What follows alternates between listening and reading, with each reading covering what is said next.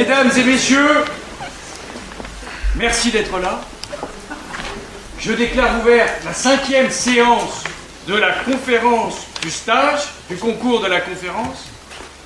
Et j'ai le regret de vous annoncer que malheureusement notre invitée ce soir, Elsa Zilberstein, n'a pas pu venir. Mais nous avons une autre star. Une star du barreau. Notre star à nous, Bertrand Perrier, est là ce soir.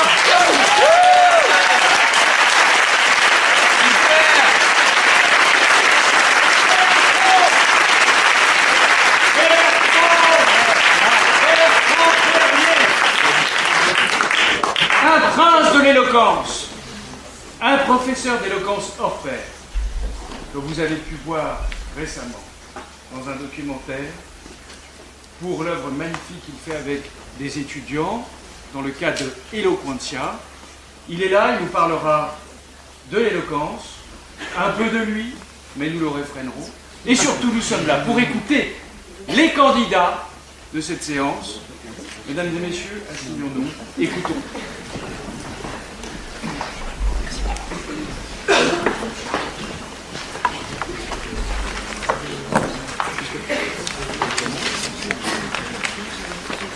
Alors, sur le sujet, faut-il partir avec la faim avant la faim?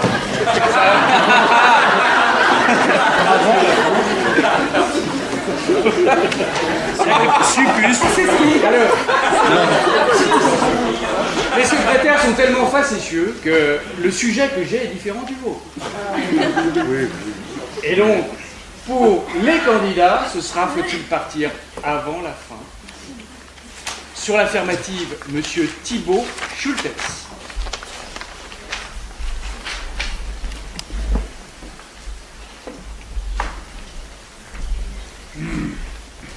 Le silence. Oui, celui-là. Ce silence, il aurait dû être leur discipline. Pourtant, je vois encore leur visage.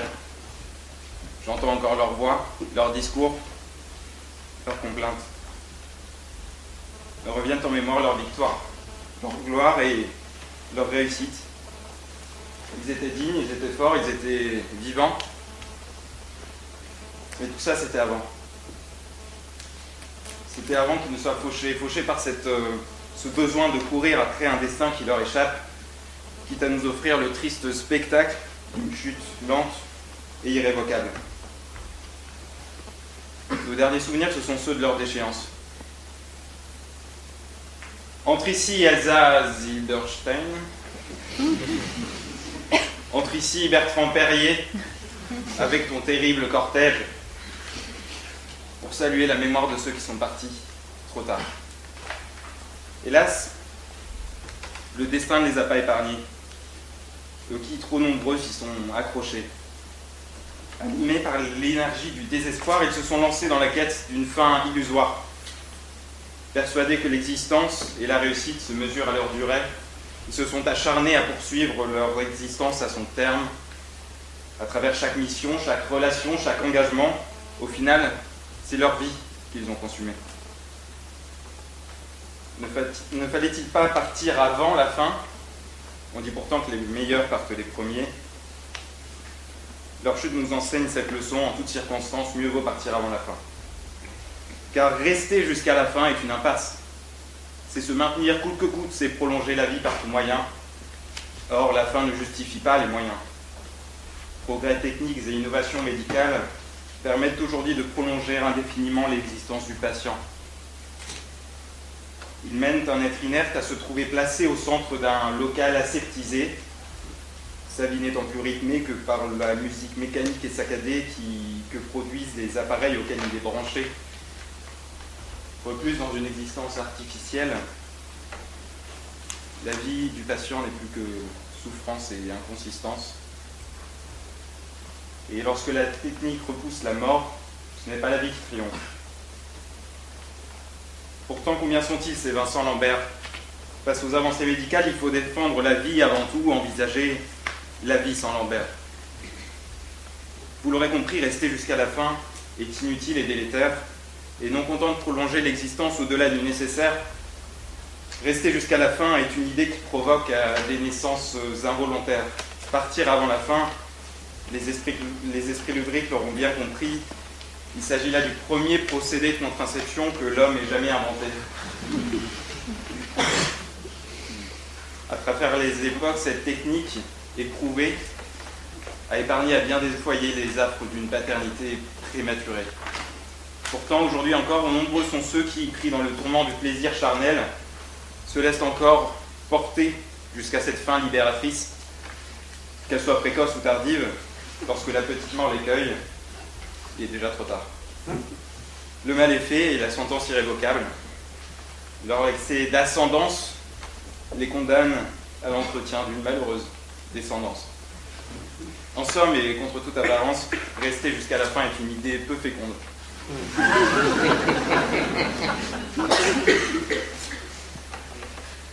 Partir avant la fin, c'est garder la maîtrise, garder cette responsabilité, c'est faire primer la décision sur la pulsion. Partir avant la fin, c'est l'intervention contre le laisser-aller. C'est l'activisme contre l'attentisme. Or, précisément, prendre les devants, rester maître de son destin, c'est aussi avoir le courage de revenir sur ses engagements, car les contrats et les relations ne sont pas éternelles. Qu'elles soient électorales, onéreuses ou sentimentales, parfois les trois, nombreuses sont les relations qui gagneraient à être écourtées.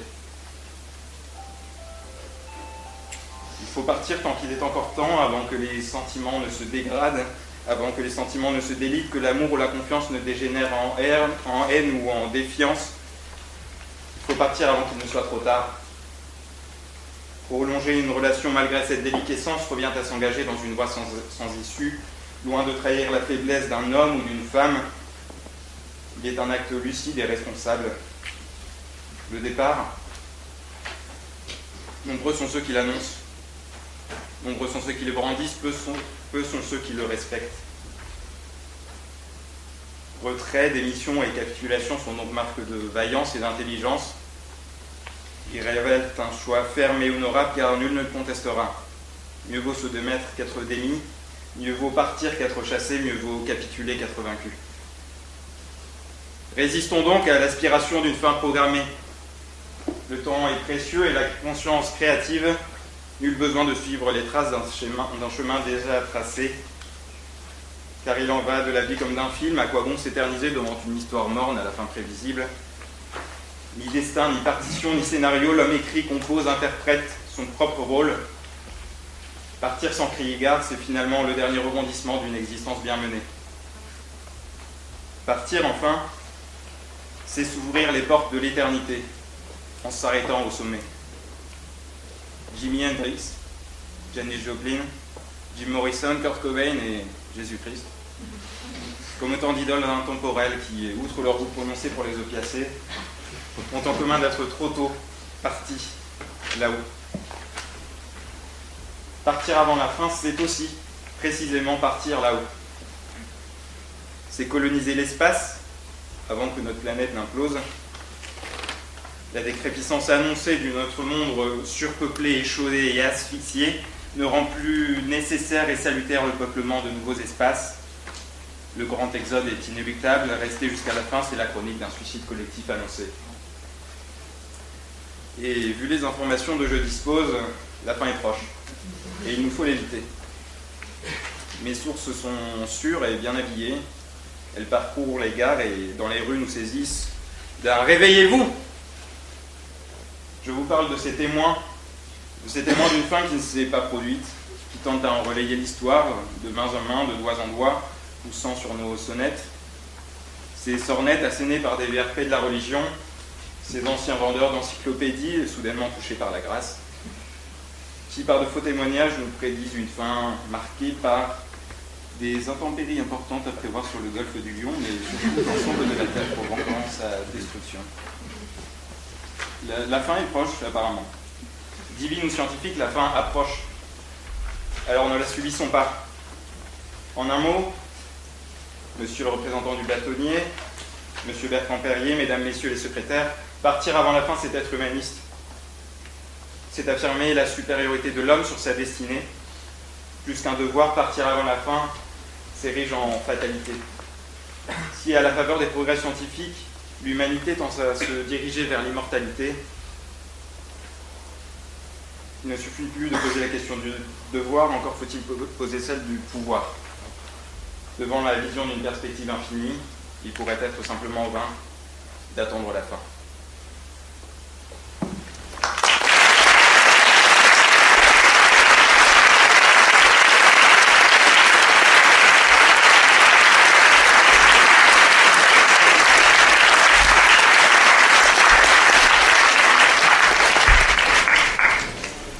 Merci beaucoup, Monsieur Chautel. Et maintenant, sur la négative, nous avons Monsieur Pierre Boismenu. Bonjour. Bonjour, monsieur le représentant du bâtonnier. Bonjour, mesdames et messieurs, les secrétaires et anciens secrétaires de la conférence. Bonjour également à madame Mélanie Bortagne, même s'il n'est pas là, actrice française, césarisée, oscarisée. Pas encore oscarisée, peut-être un jour bernardisée, sait-on jamais. Je suis pas sûr d'avoir le droit d'évoquer les raisons de son absence. Elle n'est pas partie avant la fin, elle est partie avant le début. C'est plutôt ça que ça.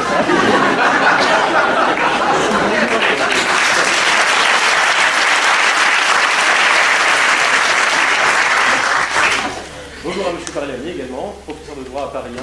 Le droit des affaires et de la concurrence vous doivent au moins autant que ce que le cinéma doit à Mme Silberstein. Mes chers confrères, bonjour aussi, il y en a qui sont présents dans cette assemblée. Vous avez fait un choix ce soir, un sacrifice même, celui de quitter précipitamment, prématurément votre cabinet avant la fin du temps réglementaire et sans avoir rempli vos quotas de facturation. Bravo et merci pour cette preuve de courage. Bonsoir également à tous les autres membres de cette assemblée, qui que vous soyez et quels que soient les sacrifices que vous avez fait ou non pour être parmi nous ce soir. Faut-il partir avant la fin? La réponse est évidemment non, puisque c'est la position que je vais défendre.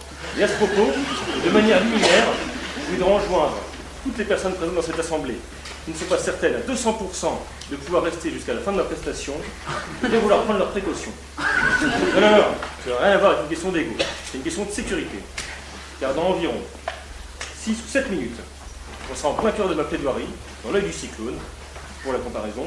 Et vous avez le risque de voir toute cette assemblée, qui pour l'instant est relativement calme, se soulever telle une énorme vague d'un océan, et prendre la volonté soudaine de donner une bonne leçon à tous ces déserteurs qui partent avant la fin. Voilà donc averti, ma responsabilité ne peut plus être engagée. Alors avant le début de l'exercice, avant le début de ma plaidoirie, j'avais pas bien saisi le concept de l'exercice. Je pensais que c'était une réflexion libre et qu'on pouvait partir un peu à gauche, un peu à droite, défendre le oui, défendre le non, et que finalement, tel un Suisse en temps de guerre, on pourrait avoir un plan normand, en cas de sous-parti, éviter de prendre position. En somme, je voulais partir sur un plan universitaire. Grand 1, grand 2, grand A, grand B.